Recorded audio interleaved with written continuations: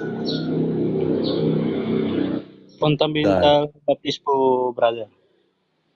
Fundamental Baptist. Bro, yung pagkapari ba sa inyo ni Kristo, symbolical lang? Ay baka ibang grupo yan, bro. Kasi yun yung nakakainis dito eh. No? Ikinokorek kami, itong simpleng bagay, hindi alam. No? Actually, Ayan, tama naman yan na hindi symbolical yung si Jesus kasi yan yung pinakamataas na pari natin eh. Diba? Symbolical ang gara. Mantakin mo yung pagkapari ng mga Levita sa sacerdote, literal. Diba? Ang kanilang authority binigay sa lahi ni Levi kasi nung time na pagtalikod nila, sumamba yung Israel, no, sa goyang baka sa Exodus 31. Yung mga Levita lang yung hindi tumalikod. Ang ginawa ng Diyos, sila yung ginamit para hatulan yung mga sumamba sa Diyos-Diyosan. Yung iba, ang ginawa nila, pinainom nila ng tinatawag na holy water. Yung banal na tubig nila. Yung banal na tubig nila, kakaiba yon. Pag ininom mo yon at sumakit yung tiyan mo, may kasalanan ka. Pwede mo nga ikamatay yun sa sakit. Ngayon, yung sumakit yung tiyan, yung ginawa, inutusan ng Diyos yung mga Levita na bigyan ng tabak, pagpapatayin yung mga nagkasala. Ganun kalakas yung kanilang authority. No? Binawi talaga nila, sila yung nag-execute ng galit ng Diyos. No? Literal talaga silang pare. Sa kanila nagpupunta yung mga tao pag nagkakasala, binibigyan sila ng mga alay para mapatawad yung mga kasalanan nila. Sila yung nagre-ritual para sa tao para mapatawad yung kasalanan ng mga tao ng bayan ng Israel. Diba? Tapos dumating yung mas dakilang pare, mas dakila pa sa pagkapare ng mga Levita. Paano magiging dakila yung simbolo? Ibig sabihin, pag sinabing simbolo, hindi ka talaga pare. Kumbaga, ano lang, meron lang kasi same ng kahulugan yung pagkapare doon sa pagkapare. Magulo talaga eh, no? So, by the way, ang weird talaga nun. Kaya please, ako mababadrip talaga ako pag tungkol na kay Kristo. Lalo, ano eh, panay ang correct nyo sa amin guys. Tas simpleng hindi nyo alam. No? Kara. By the way bro, pasensya na kasi mainit talaga yung ulo pagdating kay Kristo. No? Tatanggalan na ng titulo si Kristo eh. Grabe. Ang weird talaga. Hindi porket ganito na lang guys. No? Hindi porket wala kayong pare, kami naman may pare kami.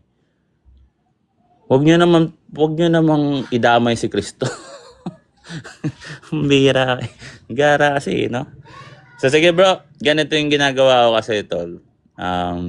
Hindi kasi ako mahilig mag-vlog sa totoo lang. Tinatamad ako. Gusto ko yung makausap kayo ng harapan, face to face.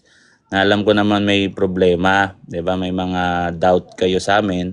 So, nandito ako para abutin kayo. Pwede ko sagutin yung mga katanungan nyo.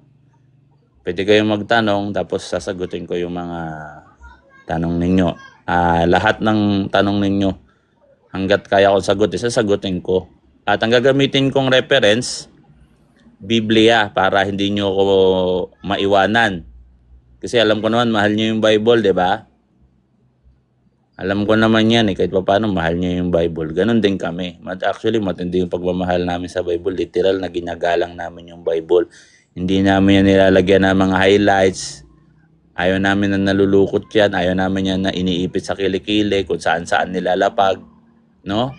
Hanggat maaari, maganda yung cover niya. Lalo sa misa, hinahalikan ng pari namin. Ako, pwede ko rin halikan yung aklat na tanda ng pagmamahal at paggalang do sa Bible. So, sige Brad, pwede ka ba magtanong kung ano yung pumapasok sa isip mo na pwede kong sagutin? Baka mayroon ka dyan, bro. Tungkol pa ba sa sinabi mo dun, Brad, na saan po ba yung aklat na nagsasabi na pag uminom yung mga libeta o yung mga tao ng holy water, sabi mo? Basahin niyo yung sa Ano Exodus. pong talata? Talata po yun. Ata, babibigay ko ha. Kasi ako bro, ang ginagawa ko kasi, sinusuyod ko yung buong Bible, binabasa ko lahat. Actually, nasa aklat din ng Levita yan eh. Teka.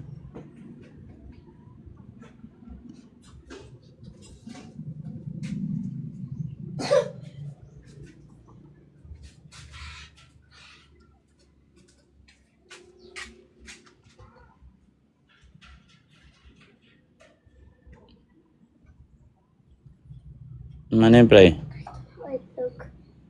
Maya. Saglit lang. Mamaya. Ito bro, Exodus 32. Hanapin mo lang yan sa Exodus 32 kasi dun yan sila nagkasala, 'di ba? At Exodus 32. Isa sa mga notable chapter kasi to. Verse hanapin natin. Ito. Sa kanya kinuha ang goya na kanilang ginawa, sinunog ng apoy, giniling hanggang sa maging pulbos, isinaboy sa tubig. Hindi pala holy water tawag dito. Pero meron ding holy water eh. Pero ayan, pinainom sila ng tubig. No? Ipinainom sa mga anak ni Israel. Tayo search natin ha.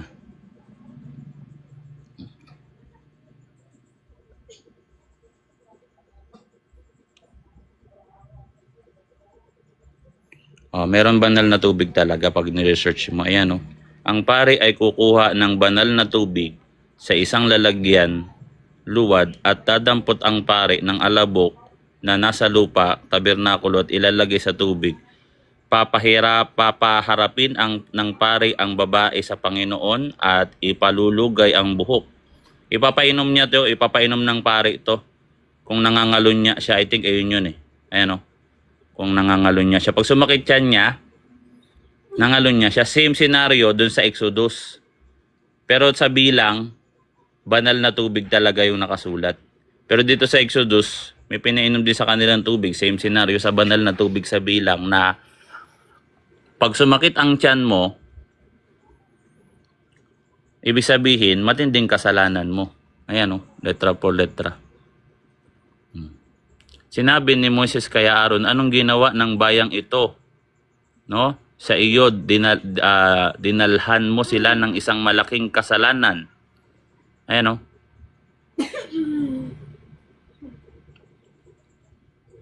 Tagal ko na kasing nabasa nito. Actually, binabasa ko kasi per book. Kaya pag ako nagturo, nakadetalye. Sige, tol, may iba ka pang tanong? Yun lang ba? Yung doctrinal sana, para maganda. Yung Brad, yung relationship na na sinasabi mo tsaka yung religion. Paano mag-isa at paano mo pa masasabi na okay. Yan ang mag-isa? Alam mo yung bakit tinawag siyang religion? Pag break down yung salitang religion, alam mo ibig sabihin. Yun na kasi mismo yung term. Kumbaga, yung term na yun, ayun na. Tinama.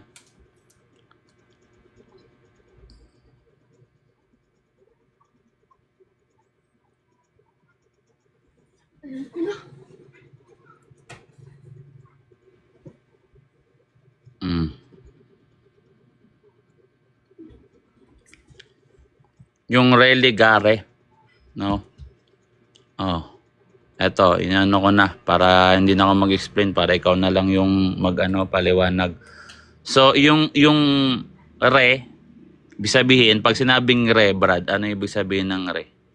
'Di ba? Again, repeated. 'Di ba ganun yan eh.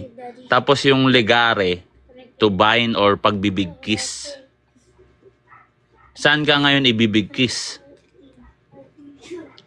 Ibibigkis ka sa Diyos. Ngayon, bakit pumasok yung re? Pwede naman ibigkis na lang. Kasi, dun yung tema na pumasok yung kasalanan dun sa time nila Adan at Eva. So, ibig sabihin na wala yung relasyon. Tama? Yung original harmonize ng relasyon nila Adan at Eva. Nawala. Ngayon, ibabalik yon. Sa paanong paraan ibabalik, tol? Paanong paraan ibabalik? Ibabalik yon sa paraan na kailangan magkatawan tao ni Kristo. Ngayon, ito yan. Nasa Bible ba yan? Yes.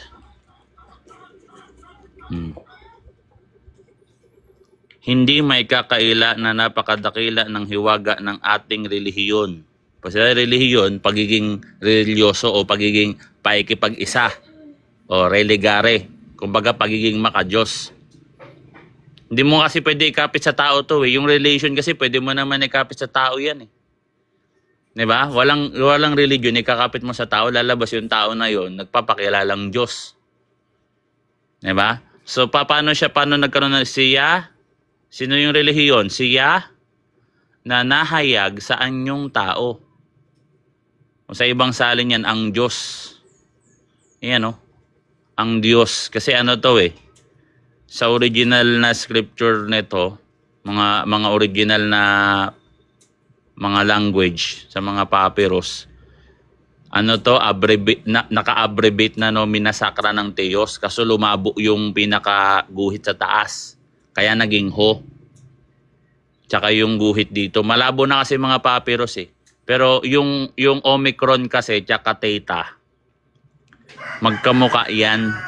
Kaso nga lang yung Omicron, walang guhit sa gitna.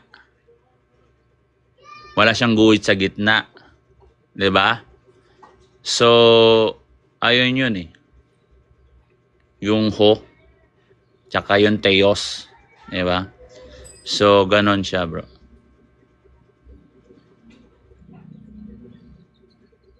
Ano kasi ito parang ano eh, Theos or Os, parang ganon siya.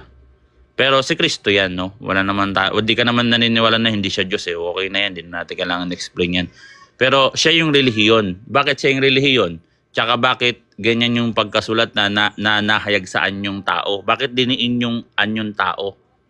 Kung mapansin mo, pag pumunta ka sa 2 Timothy 2 verse 3, yung highlights ng tinatawag na tagapamagitan, diniin dito yung salitang tao.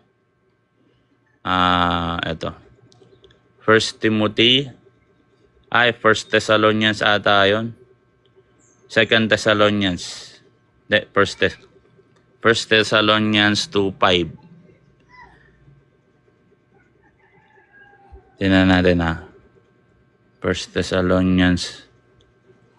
1 Timothy yata. 1 Timothy 2:5. Ito. Ayan sapagkat may isang Diyos, ito yung religion, 'di ba? O paikipag-isa sa Diyos o pagtataling muli, no? Pagtatali kasi yung ligare, to bind or itali. Ibig sabihin, pag breakdown mo yung religion, italing muli. So napakaganda ng term, 'di ba? Italing muli, 'di ba? Sapagkat may isang Diyos at may isang tagapamagitan. So yun yung nagtali. Yung tagapamagitan, siya yung religion sa Diyos at sa mga tao. Ang taong si Kristo Jesus, so diniin yung salitang tao. Kasi doon siya naging tagapamagitan nung naging tao siya. Kasi nagsama sa katawan niya yung tao at Diyos. Siya yung religion mismo. Andyan yan sa Colossus 2:9, yung tinatawag sa Catholic na consubstantial. Tsaka yung divinization through the grace of God sa pamamagitan ng pagkakatawan tao ni Kristo. Yun yung religion. Yung religion, iyan yung pakikipagrelasyon sa Diyos, pero specific lang sa Diyos. Kaya may re. Diba? Pag sinabing re, inuulit yung nasira dati. Inaayos yung nasira dati sa pamamagitan ni Kristo. Ano ba yung talata na yun? Yung talata kanina sa 1 Timothy chapter 3. 1 Timothy 3:16, 'di ba? Yung 15, yun yung church. Yung church si Kristo pa rin yun eh. Siya yung ulo, katawan niya iglesia. Sa 16, Yung pagiging makadiyos doon, isinalin na religion. Ibig sabihin, pag pakikipagrelasyon sa Diyos, si Kristo pala yon. Para ka magkaroon ng relasyon sa Diyos, para kay Kristo, para kailangan mo si Kristo. Ako ang daan, 'di ba? Sabi niya doon sa John 14, ako ang daan tungo sa Ama, walang makarating sa Ama kundi sa pamamagitan ko. Sinabi pa sa kanya ni Felipe, sino man ang makakita sa akin ay nakakita sa Ama. So, i-breakdown nyo yung salitang religion. Mas mababa yung salitang relasyon kaysa religion. Yung salitang relasyon, pwede ko gamitin yan sa tao. Yung salitang religion, sa Diyos lang yan binibigay. Which is relasyon din ang ibig sabihin nun kasi specific sa God. Ang nangyari kasi sa mga kagaya na mga sekta na kagaya nyo, yung aral nyo kasi, huwag ka lang ma-open. Gustong tanggalin yung tinatawag na pag-aaral sa ecclesiology. Amen? Ano term na yan? Yung pag-aaral sa iglesia.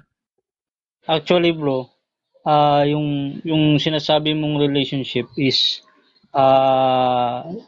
may punto ka rin doon sa sinabi mo na about sa religion. But yung view kasi namin dito sa relationship is isa siyang binding na tinatawag. Kaya nga, kinakapit lang sa tao yung relation, bro eh. Pwede mo ikapit sa tao yan eh. Kasi Hindi, pag kasi- relation, ibig sabihin, parang wala yung wala siya yung, kasi magkarelasyon tayo bilang magkaibigan. Diba? Pero yung religion, Kasi naikapit yung ba sa tao yun? Kasi yung relationship kasi bro sa Bible is marami kasing diyan kagaya sa pagmamahal, agape. Kailangan sa Diyos talaga 'yan. Yan yung tinatawag na relationship na para lang talaga sa Diyos. Actually, yung lahat ng klase ng pagmamahal, nakapailalim yun sa agape. Pwede mong gamitin lahat ng klase ng pagmamahal in a nice way dun sa Greek.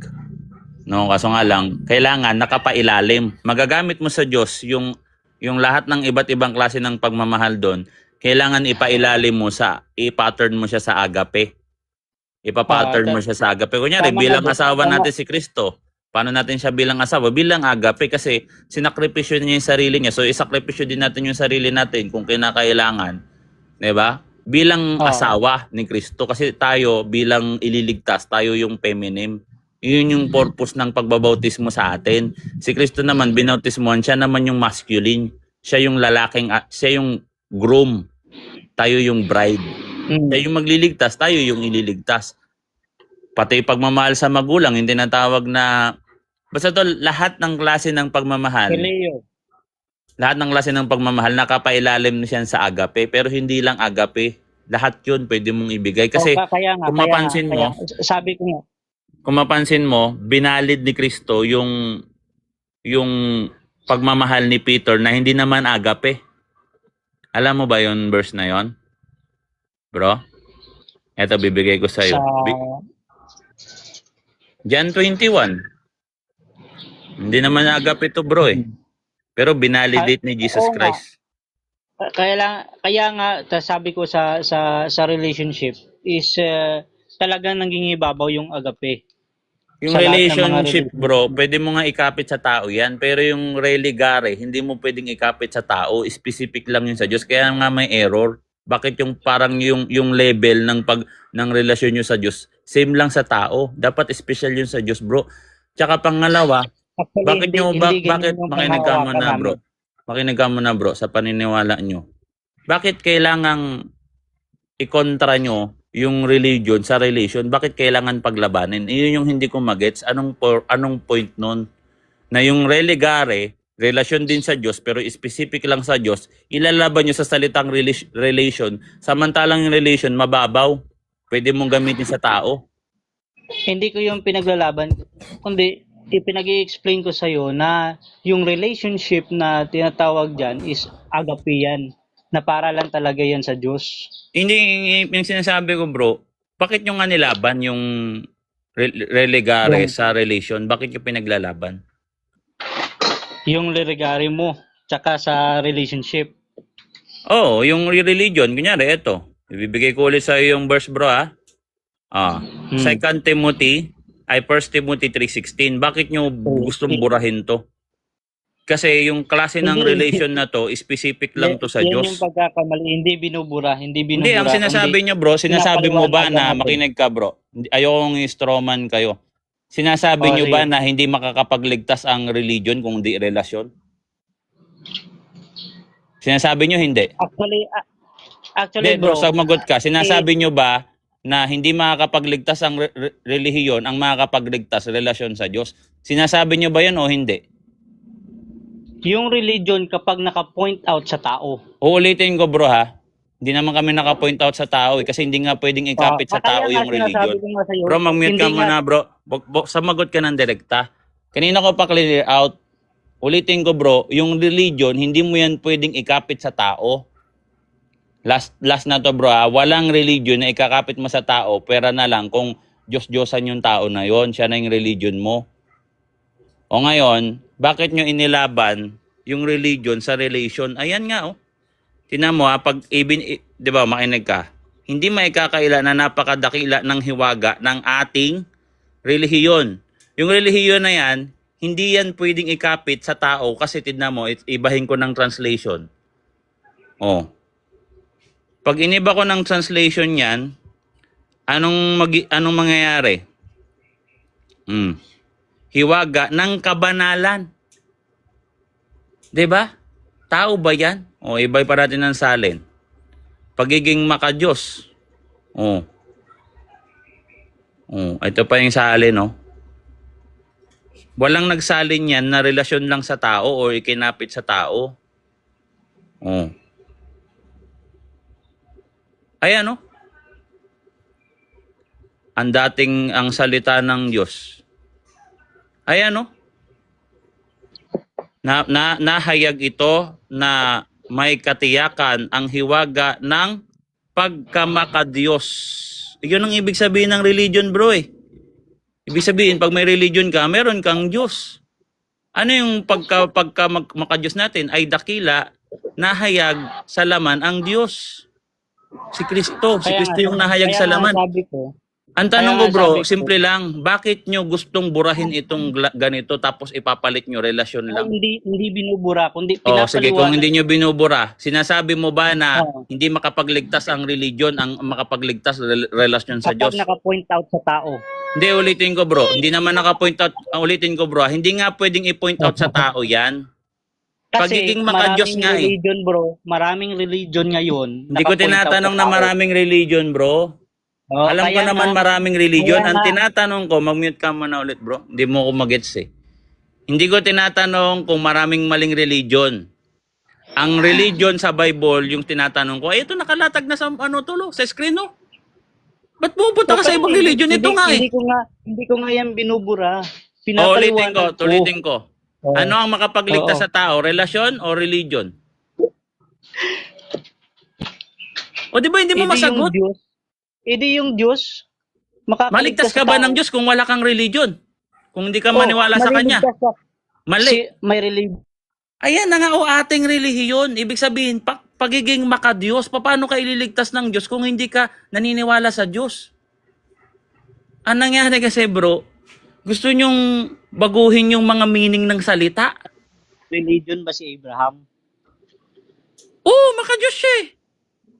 Ayan o. O anong religion ni Abraham? Ang religion ni Abraham, pagiging makadiyos. Ayan. O kaya nga. O di may religion. Diyos, Ayan yun yung makakaligtas. Religion nga yun. Ano ba meaning ng religion? Ano rin meaning ng religion? Pare, sabi mo kanina, isa yung meaning. Relegare. May relegare ba si Abraham? May faith si Abraham. Hindi mo sinasagot, bro. Hindi ko tinatanong kung may faith, bro eh. Yung ba yung tanong ko? Ba't di mo masagot ng direkta? Ako, tol, kaya talaga sumagot ng direkta. Hindi naman yun yung tanong ko. Parang ang tinatanong ko kulay. At sinagot mo, numero. Ulitin ko yung tanong, ha? Numero. Meron bang relegare si Abraham? Tingnan mo, hindi mo sasagot. May faith si Abraham. Tingnan mo, hindi nasagot. Tingnan mo. Tingnan nyo, My pangalawa faith na yan. si Abraham. Simpleng tanong guys My ha. faith to Abraham. Ulitin ko ha, pangatlo na. Tingnan nyo, ang gano'n to kaengot. Mayroon bang relegare si Abraham? My faith si Oh, Abraham. kita nyo. Kita nyo guys. Malas nyo pag napunta kayo sa ganitong grupo. Apakamalas nyo. Tinatanong ko may relegare, ang tagot niya may faith. Hindi niya masagot. Binubura nyo nga to, Brad. Binubura nyo to. Yung Bible verse na to. Gusto nyo burahin to. Tinatanong, may religion ba si Abraham? Natural. May religion siya. Alangan namang, wala. Ang tawag nga doon sa religion natin, Abrahamic faith. Hindi mo ba yun alam? Abrahamic faith. Covenant kay Abraham. Tapos sasabi mo, wala siyang religion. But Tapos ang tinatanong ko, kung may religion, ang sinasagot mo, may faith. Ang tanong ko sa'yo, may faith ba yung mga demonyo?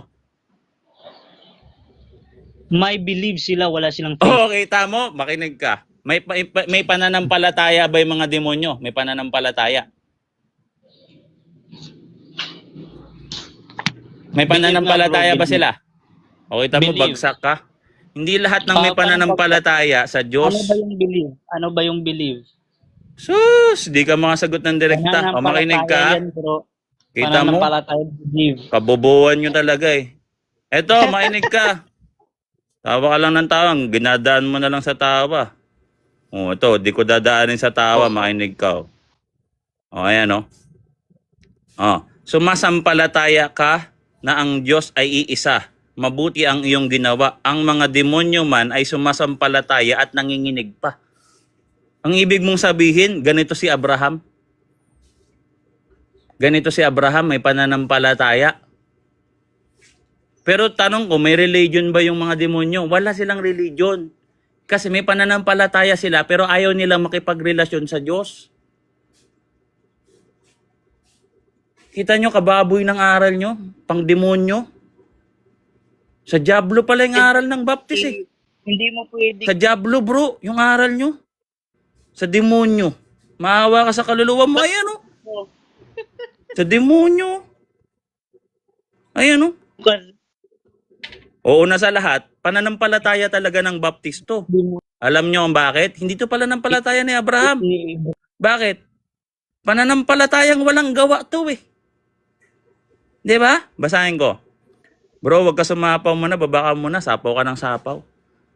Subalit, nais mo bang malaman o taong hangal na ang pananampalataya na walang mga gawa ay baog? Ito ang pananampalataya ng Baptist sa demonyo, guys. O masakit ba sa salitang sa demonyo? Hindi. Kasi hindi naman yan mura. Kasi naniniwala naman talaga tayo, merong demonyo eh. Na-impluwensyahan ng mga Baptist. May pananampalataya, walang religion. Ano yung religion? Yun yung may mabuti kang gawa. Doon mo mapatunayan na meron kang religion. Kung inaakala ng sino man na siya ay religyoso, subalit hindi pinipigilan ng kanyang dila, dinadaya ang kanyang puso, ang relihiyon ng taong yon ay walang kabuluhan. O, ano yung walang kabuluhan? Ano yung may kabuluhan? Yung may gawa. Ang dalisay na relihiyon at walang dungi sa harapan ng ating Diyos Ama ay pananampalataya lamang. May ganun ba dito? Nakasulat? Mali. Ang dalawin ang mga ulila at ang mga balo at sa kanilang kahirapan at panatiliin ang sarili na walang dungi sa sanlibutan. Pag-iwas sa kasalanan, paggawa ng mabuti, yun ang dalisay na relihiyon. Yung relihiyong walang gawa o mismong wala talagang relihiyon sa demonyo, guys. No? Ngayon, dahil sumapaw ka, ang rules mag-iiba na. Lalaban ka ba ng debate, bro? Kasi sumasapaw ka na sa akin. Hindi mo na ako pinapasalita. Lalaban ka ba ng debate? Isa. Lalaban, hindi. Dalawa. Ba't ako magdidebate sa'yo? Lalaban, hindi. Mag-explain na ako. Luwag. O, baba ka. Ganyan lang kasimple yan. Ba't papahirapan mo sarili mo makipagsabayan? Pag sumasabay na yung tao, nahirapan na siya, diba? Gusto niya na maging magulo yung usapan, sabay-sabayan na lang. Hamunin mo na ng debate kaagad kung papalag. Kasi debate na rin yung nangyayari. Informal nga lang.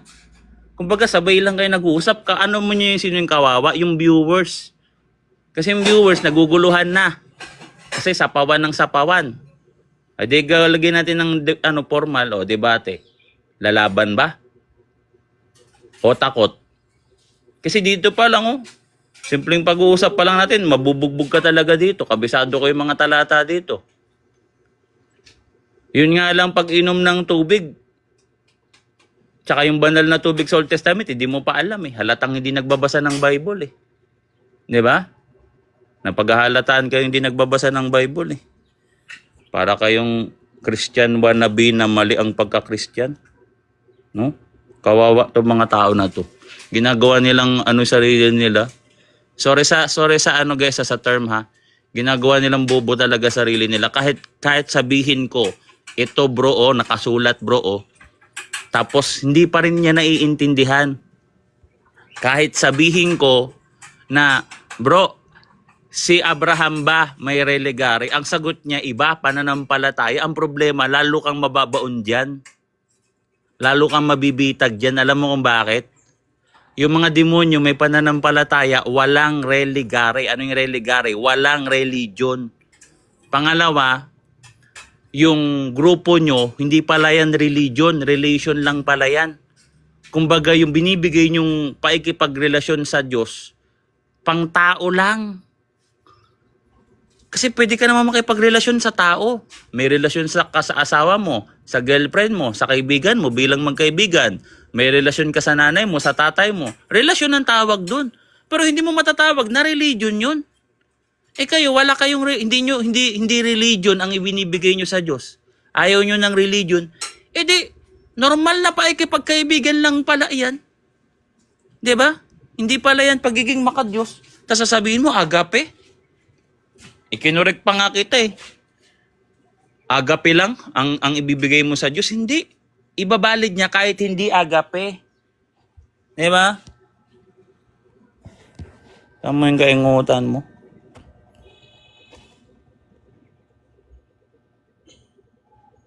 Guys, magbabalik na ako ng ng banner natin. Ito, balik natin dito. Kasi kung i-analyze talaga yan, meron talagang magja-judge kung sino yung tama at mali. Lantaran na yun eh. No? Yung argument natin, madiin yun. Nakapattern yun. Inulit-ulit ko, may relihiyon ba si Abraham? Meron ba siyang religare? Ang sinagot niya, pananampalataya. Pananampalataya. Kasi faith alone. Ayaw talaga bumitaw sa aral ng Diablo, no? Grabe, kapit na kapit.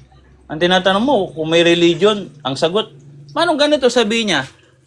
Kung talagang palaban siya, wala siyang religion, pero meron siyang pananampalataya, pwede yun. At least naka-inline ka pa rin sa tanong ko, hindi yung pailag. Diba? Kung ako yung protestante, ganun yung style ko, talagang gusto kong sagutin yung tanong mo. Pero yun nga, dahil ayaw maipit, no? Parang takot maipit. Maipit ako pag sinabi kong pumasok ako sa topic, sa tanong. Hindi niya alam, mas lalo siya mababaon sa akin. Kasi yung faith, pwede mo pa rin ikapit sa demons yan. Kasi yung faith, yan yung tinatawag na paniniwala. May faith na mahina. Kumbaga, may faith ka, may paniniwala ka, pero ayaw mo namang paniwalaan. O yung mga demons naman, may faith talaga yon. Kasi alam nila may Diyos eh. Naparusahan nga sila, di ba? Naisipa sila sa babae, nasa spiritual realm sila eh. Kaso nga lang, wala silang relation. Iwalay sila sa relation sa Diyos. No? Ibig sabihin, yung mismong estado nila, impyerno na. Yung mismong estado na nila, impyerno na yun. Kesyo, kontrolado pa rin sila ng Diyos. Limited pa rin yung kanilang free will. Nilimitahan sa... Kunyari, kung gusto tayong gawa ng masama ng Diablo, nasa sa Diyos pa rin yan kung papahintulutan siya kasi may mga angels, may mga guardian angels. At once na silang tinalo ng mga anghel, diba, Revelation 12, tinalo sila ng mga anghel. Pinakita ng Diyos kung gaano kalakas yung kapangyarihan niya. Sa pamamagitan pa lang ng mga anghel yun, nakapwa nila. Diba? So yung kanilang, yung kanilang will, nasaktan tayo, hindi yun ubra.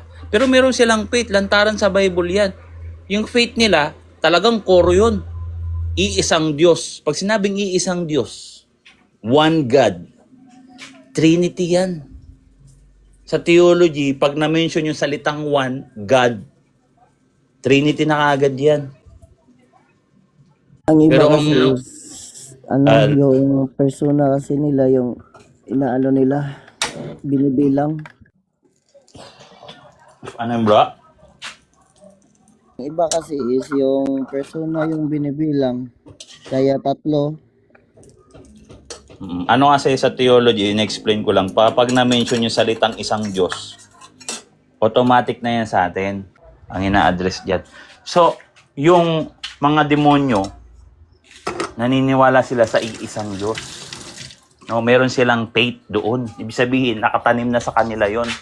Hindi sila mga mangmang na nagpapaka-atheist. Walang Diyos. Walang, kaya nga, yung atheist, may yung clip na parang masahol pa sila sa demonyo kasi yung demonyo, naniniwala, alam na may Diyos. Alam nila. Ayaw lang nila makipagrelasyon. At naniniwala sila doon kasi hindi lang basta naniniwala, alam talaga nila na mayroong iisang Diyos. Yung mga atheist, ayaw maniwala. Diba? Yun yung medyo parang kakaiba. Kaya nakapanood ko yung clip, parang sumaludo pa si Satanas sa atheist. Di ba? Saludo ko sa iyo kasi ayaw mong maniwala sa Diyos. Ako naniniwala kahit paano. Ayaw ko nga lang isa buhay na sumunod sa Kanya. Ayaw kong gampanan, no, na gawin ko siyang Diyos na Panginoon. Di ba? Magpasakop sa Diyos, no? Eto, anong church mo, Brad? Anong paniniwala mo, Brad?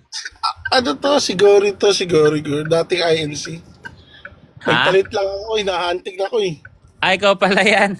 Oo Uy, bro, hinahantig grabe. na ako INC. Oo. Hindi kasi, may nagtanong kasi ako one time doon. Kasi, talaga, galit na galit kasi sila pagka yung leader na nila yung tinatanong, alam mo na, sensitive sila. Hinahanting ako bro. Paano Hinanong ako, hunting? hinahanap yung lokal ko. Hinahanap yung lokal ko, gano'n, tinagtanong ako. Tapos nabalitaan ko na, yun nga, may nagtataro sino daw yung, may miniting yung yung grupo doon na yung mga pang nagti-TikTok daw kung sino username gumagamit ng ganito, ganun. So, medyo, Nako. nabahala ako. Bro, magdasal ka lagi. Magdasal ka Grabe lagi, sila. bro. Yun yung pinaka the best advice ko sa'yo. Magdadasal ka lagi. So, ang Diyos ang pro-protekta sa'yo. Okay? Grabe Ngayon, sila. grabe talaga yan. Grabe ang ganyan. Kaya ingat din kayo, bro, boss, hindi lang sasabihin ko sa inyo. Ikaw, hindi ka naman naikipagdebate. Nagtatanong ka lang, tas ganyan pa. Paano Ang pa ako? tinanong tanong ko ba yung huli kong tinanong lang sa kanila. Sabi kasi ng lola ko, yung buong pamilya ko kasi INC, no? Sabi kasi nung kaharap ko na yung huling pastor, sabi sa akin, magbalik loob ka na, sabi gano'n. Alam mo, sa totoo lang, tapatin na kita. Basta nasa loob ka ng iglesia, maliligtas ka. Kung nari gumawa ka ng kasalanan, papatawarin ka niya. Basta wag ka lang umalis sa INC, ligtas ka na. Grabe. Parang, So, sabi parang ko, hindi na ganun? Diyos yan, ah. Totoo, kaya tinanong ko yun. Sabi ko, totoo ba yun? In a way daw, totoo yun. Totoo daw. Ganun pala talaga, na pag nasa loob ka nila, pinapatawad ka daw kasi ng, kumbaga pag sumasamba ka, napapatawad ka. Kung anong paulit-ulit yung paggawa mo ng kasalanan? Parang Diba? may verse ako dyan, bro, eh.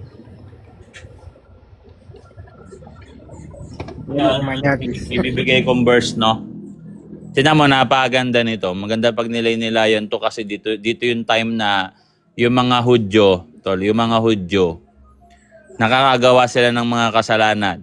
Ngayon, si Propeta Jeremias nagwa-warning na sa kanila na wag na kayong gumawa ng kasalanan kasi paparusahan tayo ng Diyos sa ginagawa nyo. Kayo, paparusahan kayo, sasakupin tayo ng ibang bansa. Ngayon, may mga bulaang propeta doon na nagtuturo, hindi, wala tayong okay lang yan. No, hindi tayo papabayaan ng Diyos, basta nandito lang tayo, basta may covenant tayo, basta nasa church tayo.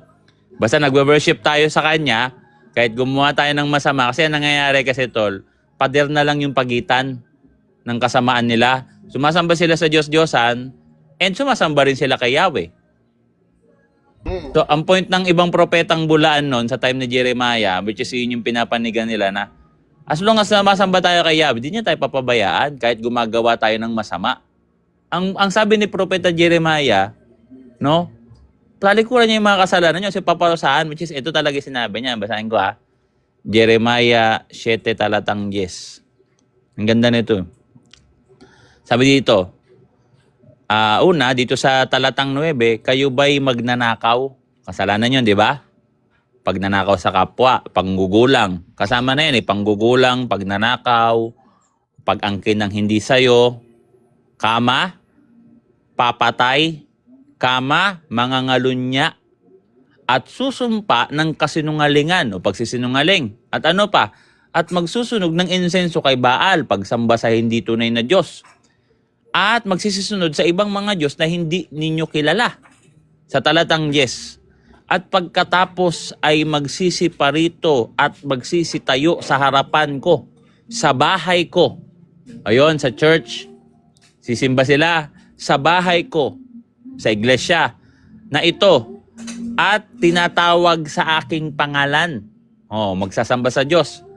At magsasabi, ito yung pananampalataya nila, yung pinopronounce nila, yung kanilang sinasabi ng bibig, at magsasabi, kami ay ligtas. Diba? O anong sabi ng Diyos sa kanila? Upang magpatuloy lamang sa paggawa ng lahat ng karumal-dumal na ito. So hindi mo pwedeng ikatwiran na ligtas kayo kahit makasalanan kayo basta nasa bahay ka ng Diyos. Kagaya ng doktrina ng mga INC, no? Ang bahay ibang ito ay tinatawag sa aking pangalan ay yungib ng mga tulisan. Sa inyong mga mata, narito ako mismo ang nakakakita, sabi ng Panginoon. So, Nako po. nakikita niya yung mga kasalanan mo. Nakikita niya yan. Hindi ka makapagtago. Kung sa batas makapagtago ka. Kung yung kapwa mo, magulangan mo. Kunyari, ikaw, ginulangan mo yung kapwa mo. Yung kapwa mo, mayroong mental disability. Pero mahirap na buhay. Pinagtrabaho mo. Pinaghakot mo ng buhangin. Diba? O kung ano man pinahakot. Pinasahuran mo ng kulang. Ayan panggugulang sa kapwa yun. Nakikita ng Diyos yun. Kahit hindi yun makita ng ibang tao, kahit hindi ka mabigyan ng hustisya sa ngayon, tandaan natin, lahat ng kilos natin, pag gumagawa tayo ng kasalanan, lahat ng kilos natin, may kalalagyan yan. Kailangan mo yan ihingi ng tawad at pagsisihan. Pagsisihan. Yung pagsisisi, may kalakip ng pagtitiis na ayaw mo nang ulitin.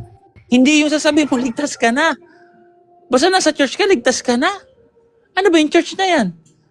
Ang church ba, parang ang logic, ginawa ang church para konsintihin tayo sa kasalanan natin? Ano, kuta ng mga magnanakaw? Na mga masasamang tao? Hindi, kailangan mo magsisi. Hindi porket nasa church ka, kahit anong gawin mong kasalanan, ligtas ka. Diba? Actually, pag sinasadya mo yung kasalanan, ayon sa theology natin, basahin natin ng Hebreo 10:26. Ito, sapagkat kung sinasadya nating magkasala, matapos nating tanggapin ang lubos na pagkakilala sa katotohanan. O mga Kristiyano na ha? Mga Kristiyano na guys, tandaan nyo. Ay wala nang natitirang alay para sa mga kasalanan. Mga mortal sin yan. Ano yung mga mortal sin? Mananadya ka ng kasalanan. Simba ka ng simba, kahit Eucharist, no? Kung marami kang mortal sin na inuulit-ulit mo lang at hindi mo pinagsisisihan, no? Magiging hatol pa sa'yo yun, yung Eucharist, kasi sacrilege, lalabas yun eh. Parang anong nangyari, ibinigay sa baboy yung perlas. Kung dito pa lang, hindi na tayo magpagkatiwalaan sa lupa, hindi na tayo mapagkatiwalaan dito para tayong pakawala na gagawin natin yung mga gusto natin gawin sa buhay, mapapatawad naman tayo. Ay ibang usapan yan guys. Hindi po konsentidor ang Diyos natin na pwede mong maglampastangan sa kapwa, gumawa ng kasamaan sa kapwa. Alam nyo guys, sa panahon dito lalo sa Pilipinas, manggulang ka lang ng halagang 100 sa kapwa mo mahirap. Masakit na sa kanya yun. Masakit na sa kanya yun, pambili na niya ng bigas yun, gugulangan mo. Sasasabi mo, ligtas ka, papapatawad ako. Pag gawin ko to, mapapatawad naman ako pag nagsimba ako. Ay, wag ganun po. Hindi po bulag ang Diyos. No? Nakikita niya lahat ng ginagawa mo, nakikita niya kung anong nasa isip mo. Ako, guys, sa pananaw ng Catholic Church, guys, walang ganyang pananaw. Kailangan mo yung pagsisihan. Iyan ang utos sa Biblia, magsisi, magsisi, magsisi. Tumalikod sa mga kasalanan. No? At makiisa sa Espiritu Santo. Pagtanggap ng sakramento, pagtanggap ng Eucharist. No? Kung hindi mo talaga napigilan yung kasalanan mo, talagang minsan aabot sa time na ganyan. Punta ka sa pare. Ikwento mo sa kanya. Father, nakagkasala kasi ganito kasi. Kumbaga, sa sobrang tindi ng kailangan ko ng pera, pangangailangan, akala ko hindi na ako tutugunan ng Diyos, nagnakaw na ako. Kasi buhay na nakatayo, pambili ng gamot. Mga ganon. Ikumpisal mo pa rin yan. Kahit may katwira kang ganyan, kala mo, di mo na ikumpisal mo pa rin yan. Siyempre, papatawarin ka ng Diyos. Kasi pinagsisihan mo eh. Ang lakas ng loob mo na sabihin nyo sa pare. Diba? Which is, iyon talaga yung pattern. Kung mapansin nyo, na nagkasala sila Adan at Eva, maligo ka na doon. Maligo ka na. Nung nagkasala sila Adan at Eva, tinatanong pa sila ng Diyos. Diba? Sa Genesis 3:15, yung bago ibigay yung proto-gospel, itaas nyo. Bago magkaroon ng proto-gospel yan, or magandang balita. Okay, magandang tanghali, Brother Danis. Ay, umaga pa lang pala, no? Patanghali pa lang, no? Good morning. Good morning. So, tingnan nyo to, guys, no? Maganda kasi pag nilayan din yan, para sa mga ibang Catholic din na nagkakasala, no? So, huwag di tayo pakapante. At sabihin natin, ibigkas ng ating bibig yung ating mga kasalanan. Isa kasi yung tanda ng pagsisisi. Kasi kung ano yung nasa puso mo, yun talaga lalabas sa bibig mo. Totoo yan. No? Basahin ko ha. Sabi dito, narinig nila ang tinig ng Panginoon, Diyos na lumalakad sa halamanan, sa malamig na bahagi ng maghapon na nagtago ang lalaki at ang kanya, mamatay naman tong set. Nagtago ang lalaki at ang kanyang asawa sa Panginoong Diyos sa mga punong kahoy ng halamanan. Kung mapansin nyo, mag-asawa na sila dito. Diyos kasi mismo ang nagkasal sa kanila eh. No? Teka, charge ko muna. Nagsa-shutdown na yung ating cellphone. Ayun. So, tingnan nyo ha. Tingnan nyo yung logic dito. No? Tinawag ng Panginoon ang lalaki sa kanya sinabi, saan ka naroon? Diba? Ibig sabihin, hinahanap, huwag magtago. Kung iisipin mo, all-knowing ang God. Tapos, nasaan ka? Nagtatanong siya kung nasaan ka. So, ibig bang sabihin, hindi niya alam kung nasaan si Adan? Diba? Tingin nyo ganun yun, na hindi niya alam kung nasaan si Adan? Diba hindi? Ang sabi lang doon, pag nagkasala ka, lumantad ka. Huwag kang magtago. Kasi pag tinago mo yan, kasabihin mong nagsisisi ka na, gusto mo nang pagsisihin kasalanan mo, lumapit ka sa Diyos. Huwag kang magtago. So yan ang point diyan ha. Hindi sinasabi diyan na, ang Diyos nyo, hindi naman all-knowing, kaya palang pagtaguan. So hindi gano'n, no? At sinabi niya, sinong nagsabi sa iyo na ikaw ay hubad? Kumain ka ba ng bunga ng punong kahoy na iniutos ko sa iyong huwag mong kainin? Lalabas, hindi na naman all-knowing ang Diyos. Sumantakin mo ang Diyos, no? Siya ang first move. Siya ang nag-first move. Inungkat niya na yung paksa, inungkat niya na yung topic para hindi na mahiya si Abraham, ay si Adan. Diba? At sinabi niya, sinong nagsabi sa iyo, ikaw ba ay kumain ng bunga ng punong kahoy? Hindi naman si Adan yung unang nag-ano, 'di ba? Kumbaga, yung pag-aabot ng Diyos, kung mapansin niyo nga yung painting na inaabot ng Diyos yung tao, yung Diyos ano talaga, yung kamay niya talagang ini-stretch niya, nasa langit siya, pero yung tao parang nakahiga, tapos yung pag-abot niya sa Diyos parang kulang. Ito yun eh. Ito yung guys, no? Sabi dito, kumain ka ba ng bunga ng punong kahoy na iniutos ko sa inyo na huwag mong kainin? So sinabi niya na kasalanan yun, diniklear niya na. Kasalanan yun at tinatanong ko, Diba? Kausapin mo ko. Iyon yung ginagawa ng Diyos. Kasi ang tao nagtatago. Nagtatago siya. Ayaw niyang kausapin Diyos, nahihiya siya. So sinasabi dito guys na huwag tayong mahiya. Pag may kasalanan tayo, may kasalanan ka, may pagkakataon ka, pumunta ka sa pare. Diba? Sila yung mga tao ng Diyos. Kasi wala naman na tayo sa original harmonized na kagaya nila Adan at Eva na nakakausap nila ang Diyos direkta. Diba? Kailangan na natin ng mga pare. Nagagabay sa atin. Diba? Sinabi ng lalaki, ang babaeng ibinigay mo sa akin, makakasama ang nagbigay sa akin ng bunga ng punong kahoy at ito'y kinain. Aking kinain. O, diba? Sinabi ng Panginoon sa babae, ano itong iyong ginawa? Kinausap din yung babae. Umamin na yung lalaki. So yung babae, naging first move ba siya? Naunahan niya ba ang Diyos? Naunahan niya ba ang Diyos? Hindi niya naunahan. No? Diyos pa rin yung nauna. So, sinabi ng babae, dinaya ako ng ahas at ako'y kumain. O inamin niya, yun talaga totoo eh. Ang totoo talaga nangyari, dinaya siya ng ahas. Si Adan naman, na-impluwensyahan siya ng babae. Siyempre, mahal niya yung babae, mag-asawa sila.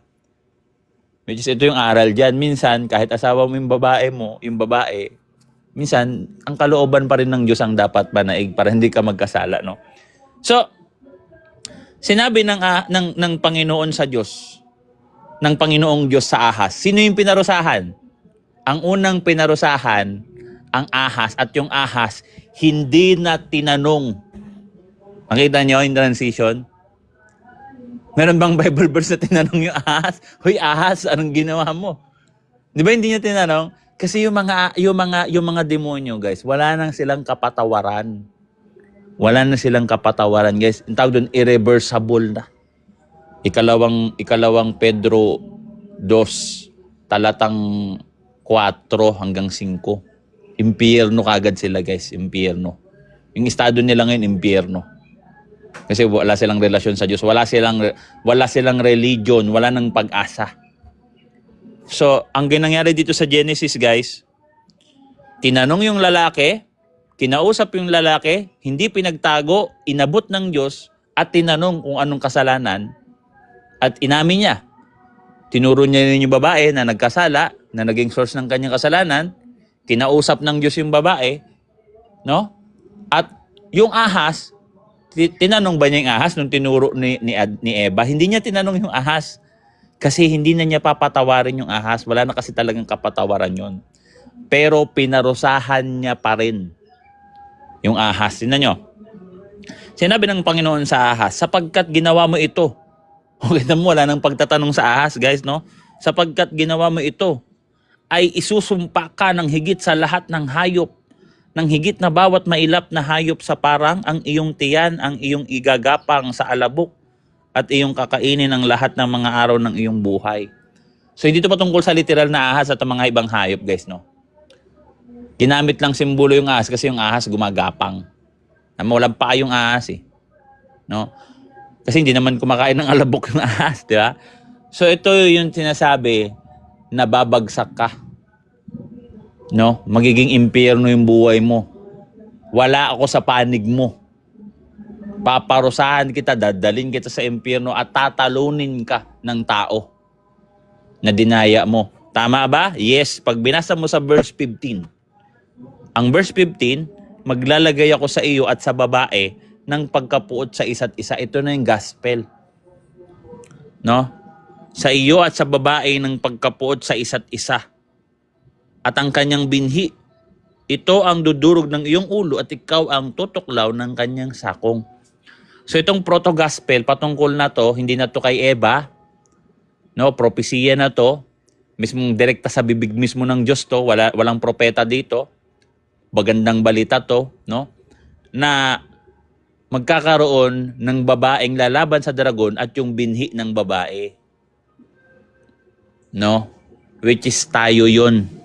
Kasi bukod si Kristo, tinalo niya na yung ahas, tinalo din ni Mother Mary yung ahas. Tayo rin po, Roma 16, talatang 20, tatalunin din natin yung ahas sa tulong ng Diyos. Ibig sabihin, tutulungan tayo ng Diyos, guys. Tingnan nyo. Siyempre, di ko na kailangan ipaliwanag kay Mary. Immaculate Conception siya. No? Siya yung pamantayan ng church doon sa 2 Korinto 1 talatang 2-3. No? Lalo si Kristo. Diba? No? Dito na tayo sa church. Sa church, guys, tatapakan din natin at dudurugin din natin yung ulo ng ahas o ng diablo o ng dragon. No? Basahin ko. Roma 16 talatang 23. So, ibig sabihin tayo din, guys, kailangan din natin talunin yung diablo sa tulong ng Diyos. No? Sabi dito, talatang 20. At si Satanas, ito yung ahas, si Satanas ay dudurugin ng Diyos ng kapayapaan. So, ang dudurog yung Diyos. Saan? Sa madaling panahon, sa ilalim ng inyong mga paa, sa paanan natin. Tutulungan tayo ng Diyos na tapakan ng ulo ng dragon, ang ahas, na nauna nang ginawa nila Santa Maria at natin Panginoong Jesucristo. Sila yung simula ng new creation at papasok tayo sa new creation. Ito yung Christianity. So itong mga tinuturo natin na to, hindi nyo to mapupulot sa mga protestante na sablay. Guys, una sa nila, wala namang confession yung mga yun eh. Diba? Diba? So, gusto nila, no, ligtas na kagad. Pag nakagawa ng kasalanan, bayad na kagad. Mga protestante, especially mga born again eh. Di ba? Ay, binayaran na lahat. Kahit hindi ka humingi ng tawad, bayad na daw lahat ng kasalanan mo sa pagkapako ni Kristo sa krus, sa dugo niya. Eh, bagay naman yung yungib ng mga tulisan yung church eh. Hindi ganun, no? So, sa mga bagong viewers po, eto, magbabasa tayo ng comment section. So,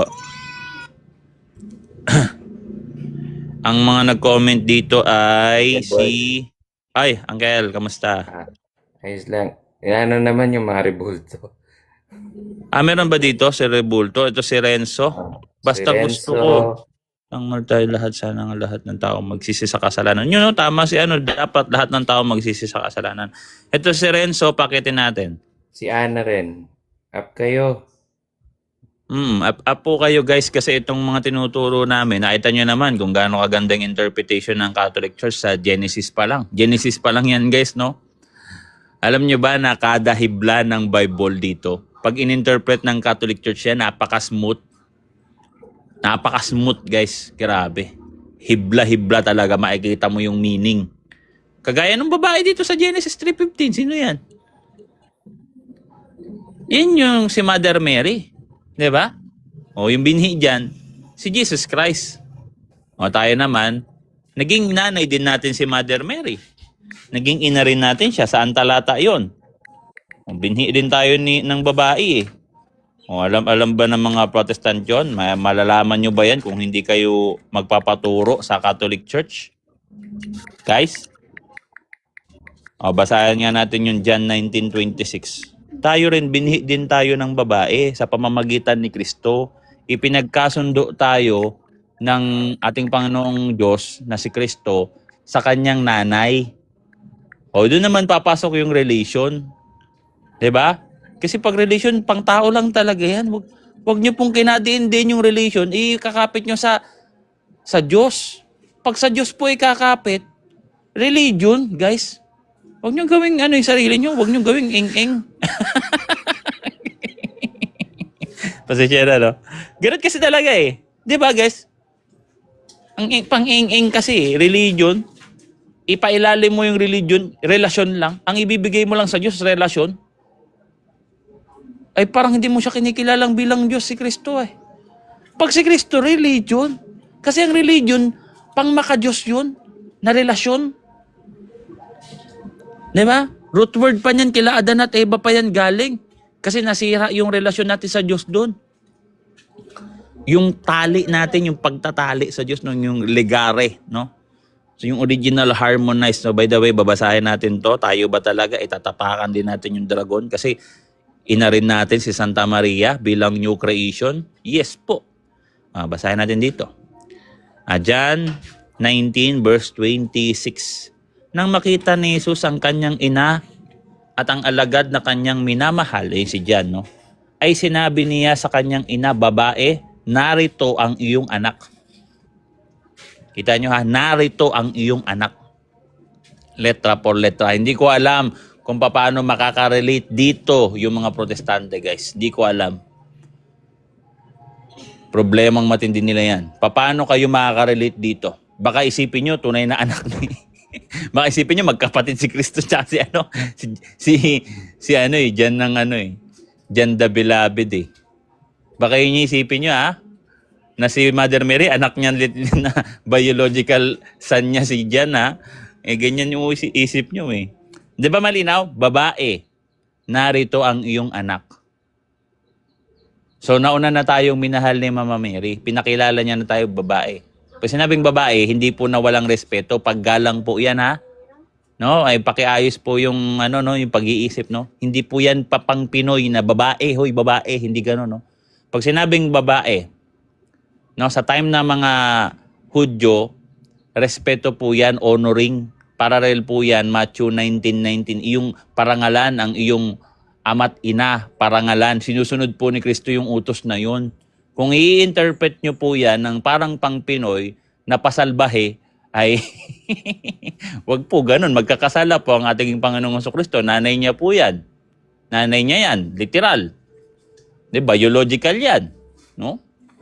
So, yan. No? Sa 27, pagkatapos ay sinabi niya sa kanyang alagad, narito ang iyong ina. Diba?